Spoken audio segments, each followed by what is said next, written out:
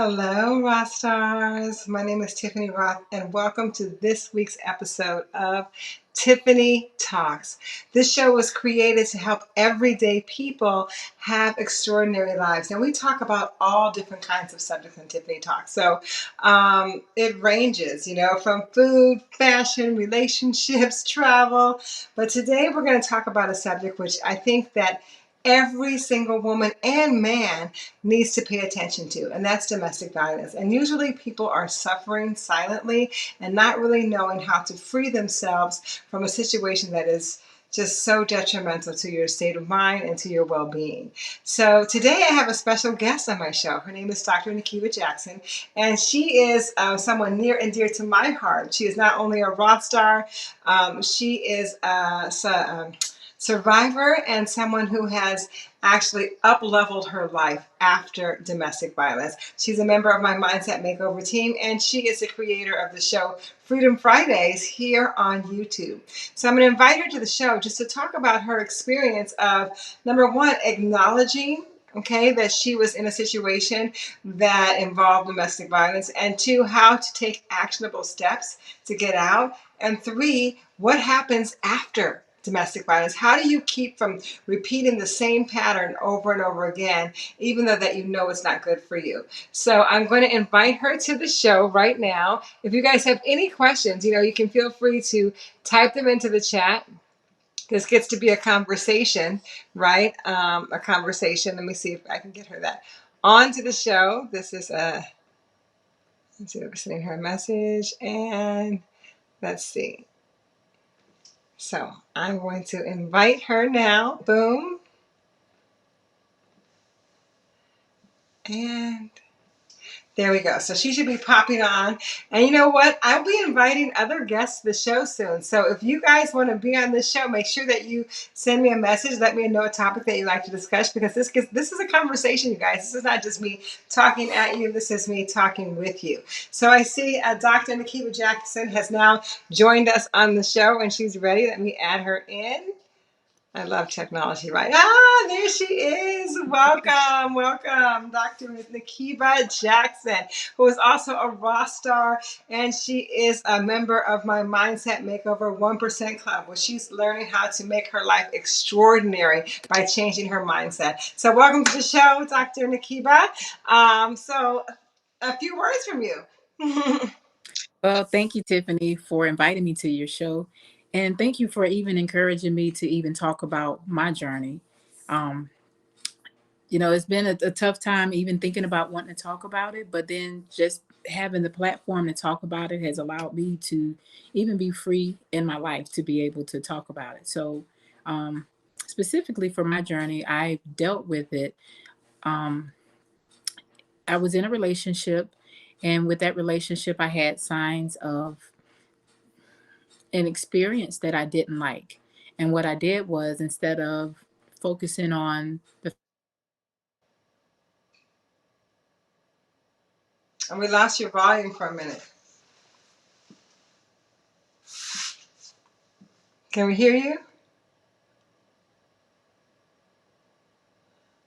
Okay, let's see. Did we lose the volume somehow? Uh, is that on my end? Did it shut you off, or what happened? Can you try and say something?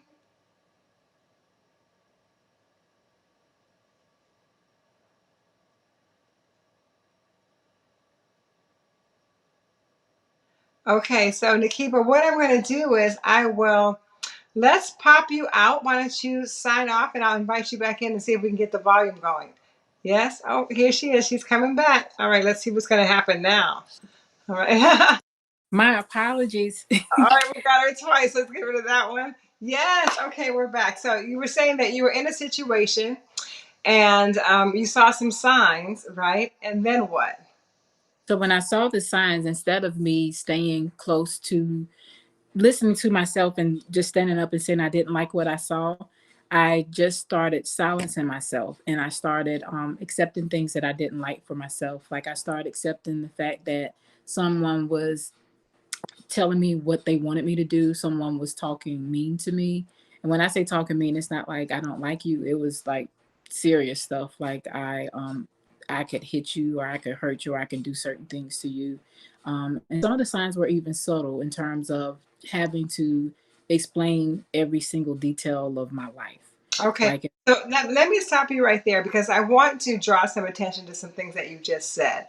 Words, you guys, sometimes we don't consider words to be abuse, but they are. You guys, and they're warning signs. Remember, I always say that your words create your reality, your thoughts create your reality. So when you're listening to someone and they're speaking to you in such a way that you know is hurtful not only to your mind, to your body, but to your spirit, that's abuse.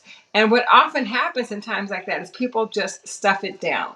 And you stuff down your emotions because you're thinking, oh, it's not that bad, or you're trying to take a stand for that person, or whatever it is. But it's abuse. And those first signs, and if someone's telling you that they're going to hurt you, believe them, right? And even if it comes to, because I remember, I know your story, this was someone who's been a lifelong friend of yours, right? A childhood friend. So it even comes from people that you trust, you guys. It happens with people that you trust the most. So go ahead. so like with those subtle signs that happen, some of them were subtle and some weren't so subtle. And I thought that, hey, I just had to be what they wanted me to be. And I stopped knowing who I was. I forgot, not stopped knowing, I literally forgot myself. When I stopped using my voice, I started hearing someone else's voice. And then my work became an issue because I didn't think I was worth standing up for myself. I didn't think I was worth talking to someone else about what was going on. And then in my mind, I thought I was being protective of that person as well. Wow. Um, Wow, stop. Please, this is yours. Just dropping so many gems here that I want to call attention to. So you were saying that you didn't think you were worth standing up for yourself. What does that look like? How say when you lose your voice and you forget who you are? Like put somebody in the experience. What does that look like when this is happening to you and your voice just seems to be gone? So, not thinking that I'm worth standing up for myself, it starts with a thought process that, um, well, this person, they've always been there for me, or when I needed someone to talk to, this person was there, um, and no one else was there with me. So, if this person is here for me and with me, then that's the only person that's cares enough about me to think about me and to include me in their life. So I should be lucky that they want me in their life. And so, in order for me to keep them in their life, I have to make sure I'm adhering to what they want for themselves, what they want things to look like, and don't think about what I. So that's hopefully that helps people to see kind of what it walking through that process in your head. It's you're just, for me, I was literally thinking I was holding that person higher than I was holding myself. Yes, yes, you guys. Oh my God. Are you guys listening? I'm so grateful that you're being so open and honest about this discussion because I'm sure a lot of people need to hear that. What you said is that you felt lucky to be in their lives. And when you're lucky, you made yourself small just to not make any waves, right? So that you could stay in that position because that person was there for you. But what happens is you put that person's needs, wants, health, emotional well being before yours, right? And you guys, I'm just repeating what she says because sometimes you hear something once and it doesn't really land deep into your heart because you're in denial, right? There's a lot of people out there that may be in denial. So you're going to hear it from her, you're going to hear it from me. You might need to play this video again, but learn to see yourself, appreciate yourself, and know that you're worthy. So what's next, Nakiba? So it started going through like a spiral where I wasn't hearing myself, and then I replaced a lot of my thoughts and what I needed for myself with toxic behaviors, and I didn't realize they were toxic behaviors. But one of the things for me, eating, I love to eat, and so it's nothing wrong with eating, but then sometimes you overindulge in ways that is not serving your best interest. And so for me, I started um I started eating certain things that I shouldn't eat. And then I also stopped connecting with friends, family members, things that I love to do. I stopped doing them because I was always making myself available to that person and for that person. Um, even in terms of money, like money that I was making or earning for myself, um, I stopped doing things that I wanted to just so I can make things available for this person because I was afraid of what was going to happen if when they asked me for certain things I didn't have it. And I didn't want that to be something that would, um, thinking about it, I would get anxiety behind what's on the other end of this person being angry and upset with me. I used to think that them being angry and upset with me was something that was going to make me lose them. Mm. And so I lost myself in the process. Wow. Um, how I started getting outside of it, I have a daughter, and some things that I didn't want patterns to be repeated in her life or my life, and I wanted to be a different person. I wanted to be happier. I wanted to be able to live a life and live it freer, and it didn't happen overnight. When I started speaking out about it, um, to other people and stop hiding about it. Someone in that situation is not always able to identify it, and sometimes the people that's closest to you are the ones that you shy away from the most. Because for me, I didn't want them involved. I was like, they're going to tell me to leave, and I don't want them to think that I'm this weak person, so I can do this on my own. And Stop, stop, stop. This is so important. You've said a lot of things. So some of the warning signs you said were toxic behavior. So listen up, ladies. Like if you are engaging in toxic behavior, usually it's escapism, right? What are you escaping in your life? What are you trying to stuff down, right? It's usually some version of yourself. And so whether that's eating or spending or drinking or actually isolating yourself from others. And then you said something really important, like you actually don't want to reach out to them because they might tell you to leave. And then you'd feel weak because you don't have the strength to leave yet. So we get to dive into that because a lot of people, you might need to leave, but you're not sure. And so you're not ready to have maybe someone else telling you what to do and sort of exacerbating that emotion of that feeling of helplessness. So how do you overcome that where like you're thinking about leaving but you don't want to talk to anybody and there may be some sort of shame or guilt around that? How do you overcome that? so for me, when I saw that I didn't, so things that I love to do that I wasn't able to do, and I didn't necessarily pinpoint them. Like I used to love to work out. I started getting all kind of pain in my body, like my joints would start bothering me. Blood pressure. I never had blood pressure issues. Then all of a sudden, my blood pressure was high, and it was just different things that was going. And I resigned myself to that was who I was. And so when I started, just started speaking more out about, like, if I saw like a book or a topic on something that was related to what I was dealing with, I would look at it. And then I finally reached out to, when I got really afraid that something was going to happen to me. And I thought, well, hey, if something happens to me, what about my child? How is she going to live her life? And I felt like I found something greater than the situation that I was in, that I could see myself getting out of it eventually.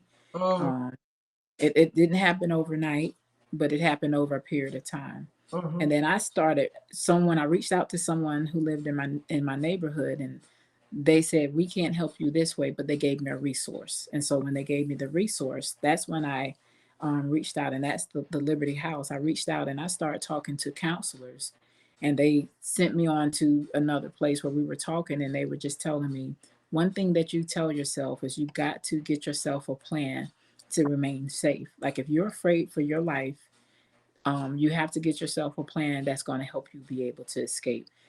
That's putting numbers in your phone. That's emergency in case of emergencies. Look at, if something happens, how can you leave quickly?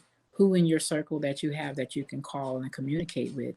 And they said, make this plan and keep this plan in your forefront. And if you get afraid, you tell yourself this one thing: this person can kill you. mm, And she said, if you want to live, you tell yourself this person can kill you, no matter how it sounds. mm, And those were some of the things that stayed true to me, no matter what I was going through. I kept it in the back of my mind that this can go. Even times when I felt like, hey, it might not be this bad. And I kept reading things that a lot of times people of domestic violence, they leave. I think it's 7 times mm, before they finally leave. And one of the things that happened, everybody don't always get to leave and leave alive. And so for me, it was more important for me to to go more into what I wanted my future to look like, as opposed to staying in something that I wasn't happy in. Like I had like a cloud over me. I felt like it was a cloud traveling with me. And then when I had to talk to my child and tell my child, hey, um, if something happens, I need you to press this number. And I'm like, this child is too young Mm. to be protecting you. You have to protect her. Okay. And so no matter what happened, and I kept reminding myself of these things are things that are not going to go away until I take control of it for myself. And so when I actually accept my ownership in what was going on for me, and I actually got my plan, and even sometimes when I felt like, well, I don't have to leave, do I? And then I still saw the signs that were still seeping through. Those were the motivations for me to keep doing what I was doing, because it was more important than just myself. I Okay. wanted to break some of the change that was going on. Let me just stop for a second. I have to go back and recap some of these beautiful words of wisdom that you're sharing today. One of the things that she said, and I want you guys to hear, is that she found something that when you don't feel worthy, right? Sometimes you just don't have the energy to do it for yourself. But she realized that her daughter, she loved her daughter enough to save her own life, because who was going to be there to care for her daughter, right? So you guys get to dig deep sometimes and find something like the greater that give you the incentive and the initiation to really make a change. And then she says, you know, my daughter shouldn't be saving me. I should be saving myself and saving her. That was really beautiful, because I think in times like in trouble, they say sometimes we do. I love this song, I Am a Giant. Um, Stand up on my shoulders, right? We have to be strong enough so people can stand on our shoulders, you guys. It just breaks my heart. So, yeah, so that in order to be there for your daughter, you had to take actionable steps for yourself. The next thing, get a plan. With anything in life, you guys, anything that you want to achieve in life, you have to have a plan, right? And you said you program numbers in your phone. There are people that you could reach out to. You sought counseling, right? Because it is very true that sometimes it takes people 7 times before they can finally leave, because usually there's such a confusing emotional relationship that you have with this person, right? Of love and hate and fear. And it's so entangled that you're not seeing clearly, right? And you said something really, really powerful. You said, well, should I leave or maybe I can stay? Right? Should I leave or maybe I can stay? And those signs are still there. So then you have to tell yourself that hard, cruel reality that nobody really wants to hear or believe. This person can kill you. This is a reality for a lot of people out there. So you get to take steps. So then walk us through. What did you do? So this wasn't a short process, it was a long process. So for myself, the short version, say that again. Did it take months or years, or how long did it take for you? So this was within a year time period Mm-hmm. that it happened. But one of the things I did was I stayed connected. I stayed connected to the counselor that I was speaking with. Um, I also stayed connected to my family. Like at this point, like those were close to me, knew what was going on. And then I just start moving, I guess you can say, for lack of better words, according to my plan. Even when things didn't seem like they were going to go, I was going to go through with it, I still knew what my plan was. Mm-hmm. Like I gave someone else a set of my keys just in case something ever happened for me. I said, hey, if you ever get a call from me, here's a set of my keys. Just know I need you for something. Mm-hmm. I had, code words for people that I knew to say, hey, if you get this call, this is what you can do. Um, and I just moved on my life as usual. I talked to, like on my job, we had a thing where we can talk to like a counselor as well. And so I wanted people at my job to know, like my supervisor, I wanted him to know what I was experiencing, because it wasn't affecting my work, but it was affecting me as a person. And And so I your work. It affects everything. It affects your health. Another thing that you said, like people think it wasn't affecting your work. Oh, absolutely, right? So like yeah, just imagine who you are now compared to who you were then, right? When you're now that you're free from that. So you guys, it affects every single thing in your life. And that touches back on another thing that you said. Listen, emotional trauma gets manifested in physical pain, you guys. A lot of these aches and pains that you have are from your emotional trauma. You know, if it's pains in your knees or in your back, and also you were saying they were manifesting even high blood pressure, it's from all the stress, right? So these are signs, like if you're getting sick and a lot of ailments, like this is your body crying out for you for a change. Like if it doesn't happen mentally, if it doesn't happen emotionally, it will happen physically, right? So yes, so by talking now, I want to say something, because by talking to your boss, were you able to be honest? I mean, like, what did you say, and what kind of words of advice can you give to people about sharing? Because I know that not everybody wants to just talk about that, and also not everybody wants to hear it, right? You don't know, when people are in their little private closed doors, sometimes they don't want you to shed light on their situation. So what kind of advice would you give to people about speaking out? So for me, you go to someone that you really trust. And so for me, like my job is my livelihood. And so I knew if what I was doing or what was going on with me could have an impact on my job, I had to get ahead of that. And so that was a part of me making sure once I spoke it out that it was happening, I couldn't go back to say that it didn't happen. And so that was one of the reasons why I went to go talk to my boss. I didn't have to give him the specific details, but I let him know that I was dealing with a particular situation and that it was violence, concerning with it. They asked me where was I safe, and I told them I was getting the help that I needed. And I just said, if there's a situation where something happens, I'm just wanting you to know what I'm dealing with. Mm. Um, for my family, those that were close to me, I told them what was going on. I even talked to my dad about some of it. And one of the things that my dad said, don't let someone think that you're scared of them. When someone thinks that you're scared of them, you're giving them power over you. And so that one of the things that he taught me was pretty much use your voice, don't back down. And then my daughter experienced some stuff that she saw. And one of the things she said in the middle of that experience was, don't go back and forth with this person because you're giving them power.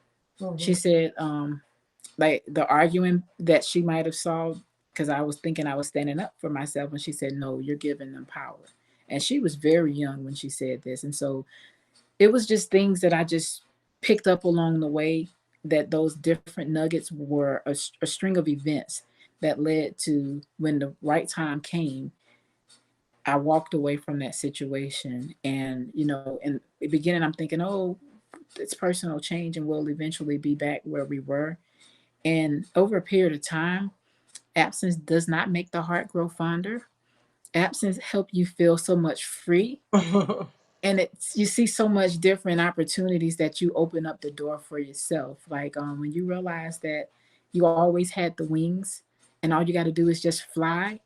And it's like once I started flying, I never wanted to stop flying. Yeah. It's just a freeing experience. Yes. Oh my God, that's so powerful, because a lot of times when you're in the situation, it's like you're in the darkness and you can't see the light. And then once you finally step out, you go, whoa, okay, there's sun out here, right? And you start to experience new things, a new sense of freedom than what you believe before your belief system changes. Now, how many times did it take you how many attempts did it take you to get away? Um, Probably at least 5, maybe 6. Yeah. Yes, over a period of several years. This was a several year relationship. It wasn't just overnight. It took several years. And every time I left and came back, it always got worse. It never got better. It got better for a little bit. But the thing is, when you're with someone and you're saying, oh, I want them to change for me, you never want someone to change for you. You should want someone to change for them. You should change for you. Mhm. Let that person change for themselves, because if they change for you, that's not really who they truly are. And that's one of the things that I had to learn. It was never about that person. It was always about me and what I accepted for myself. When Yeah. I realized that I was better than allowing myself to be treated a way that I didn't deserve, I stepped out of that and I started getting it. And so now it's difficult for for someone to think that they can talk to me, or there are certain signs that I see now that I'm like, nope, that's a red flag, so I'm not going back there. I don't like how that feels. I don't like how that sounds. Yes. Wow, that's so powerful. Thank you for your honesty. Like 5 or 6 times. So I have another question. So what did you tell yourself when you went back? So it was embarrassment still. I didn't want anyone else to see that I wasn't perfect. I wanted to cover that person. I wanted to for everybody else to think that everything was all good. I didn't want to admit that it was anything wrong. So I just told myself, you come back, you can take care of it. Nobody else will have to know. You can do it. You don't need anybody else. This is all you need. This is your decision. You got to live with it. Mm. So what was your decision? Like the marriage, a relationship, or what? Um, the marriage, like in the situation, it was the marriage. I went from a relationship that had some parts that was good, but some of them weren't good, and so I went from a relationship that was away to a marriage that didn't improve the relationship. Hmm. And so in that marriage, we had the relationship, but the relationship was not about building each other up. It was more so holding one person higher than the other one and not building a just not building a foundation that would be long lasting. I didn't see past the what I was in at that moment. I Hmm. only saw what I was in, and I thought I couldn't get anything different. Having low expectations of what was possible for you, right? Now, as a leader, you know everything is possible 100% of the time, right? So, I want to say a lot of times when you go back and you're thinking that that other person will change, the only person that you can change is yourself. And then you get to say, enough is enough. You guys, if you're listening to this and you're suffering from some kind of emotional, physical, or domestic abuse, know that you are worthy. Know that there is light on the other side. There is freedom on the other side. Take some actionable steps and get some help. Nakiba, what would you recommend for someone who's suffering right now, who may be watching this? And what kind of words of advice would you give to them? So the first thing that I would tell someone, if you are suffering from any type of abuse, I just want to tell you, first thing, know that you are worth way more than that abuse. That you are a special person, that you're beautiful on the inside out, and that you deserve to you deserve more than that. And so you can there's numbers, there's ways that you can call someone. There's always a 24-hour hotline of any of the domestic abuse numbers that's out there. And you don't have to say, I'm trying to leave, but you can actually just talk to someone to get your feelings out, to let you know that what you're feeling is truly valid. And so when you are able to talk to someone to say what's going on, that's how you know that whatever you're dealing with is something that you have to get beyond so you can move forward with it. The worst thing you can do is hide it and not talk to anyone. It's not saying you have to put this big bulletin board on and say, this is what I'm going through. But a lot of times we're suffering in silence. And so even you just have to get someone that you can talk to that's outside of your immediate family so they can talk to you and help you feel that it's more out there to it than that situation that you're in. So that would be the first piece of advice. Don't suffer and reach out to find someone to be able to give you some just a voice for them to listen to, because when I started talking to people about what was going on, it helped me realize that I was not, for lack of better words, I wasn't crazy, that I was really feeling the way that I felt and that it was a valid feeling and that the situation I was in was not about that person. It was about me taking care of myself. Wow, wow. So yeah, what I'm hearing you say is that when you talk about to someone else, it kind of like obliterates that feeling of being in denial of where you are. Because as long as you hold it in, you're in some kind of a denial, right? And what you're doing is you're denying yourself the right to be free, the right to have a voice, the right to be treated with love and respect, right? And to protect your body. Okay, so we have some people in the chat, but first of all, I'm going to put on the Liberty House, right? That is. Let's see, I think I have this. Oh, wait. Oh, I didn't put it up there. I'll have to add that in the chat because I forgot to put that one in there. But tell us about the Liberty House and their phone number of that is an outreach person, that an outreach uh, opportunity for people who want to seek help. So the Liberty House, that was one of the places that I actually went to seek help. I was guided to them. And when I reached out to them, I went face to face, but they do have a number. Um, I'm seeing if I can pull it up without losing the screen. I know I lose the screen too. I'll put Let it. me see. If you can find the number, I'll put it in the chat. And then if you guys have any questions or comments, I want to commend all of you guys. We have Angie Kindness, yes, who is definitely been through the process. Yes, Pink Peony, you guys, I hold you high with love and support. Cheryl King as a survivor. Listen, you guys, there's so many people out there. You don't have to hide in shame. You get to talk about it. You're going to help somebody else believe that they can do it too. You're going to help somebody else believe that they can do it too.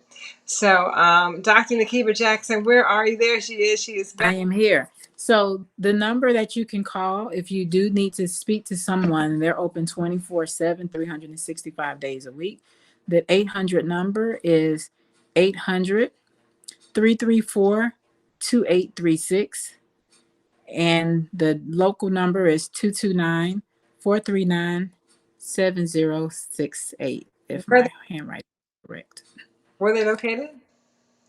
They are located in Albany, Georgia. Albany, Georgia. Okay, but and do they have these Liberty houses in other places? There are Liberty Houses in other locations. The 800 number that you can call, they'll direct you to places where you are. What it is, they have hotlines to help you to make sure that you're safe. Okay, That's the first thing. for me, please. 800. 334 2836. 334-2836. So if you guys are listening to this and you need help, just use this as the diving board to go out there and get yourself some help, or at least make your first phone call towards freedom. You guys, thank you so much. Thank you, Dr. Nakiba Jackson, for being on the show. It's been amazing. You've touched my heart deeply. I love working with you. Plus, you guys check out her YouTube channel, Freedom Fridays, right? That's the name of it. And she's That's it.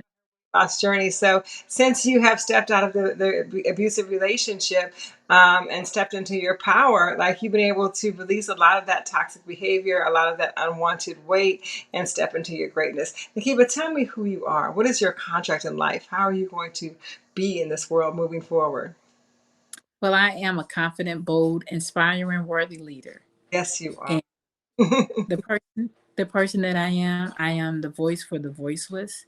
I am hope for people that feel like they have no hope, and that knowing that everything is possible 100% of the time. I'm not just the person, I am the person that helps other people walk in their power and know and understand who they are. Yes. I hold other people high, and that's what I want everyone else to do for themselves as well. Yes, you are.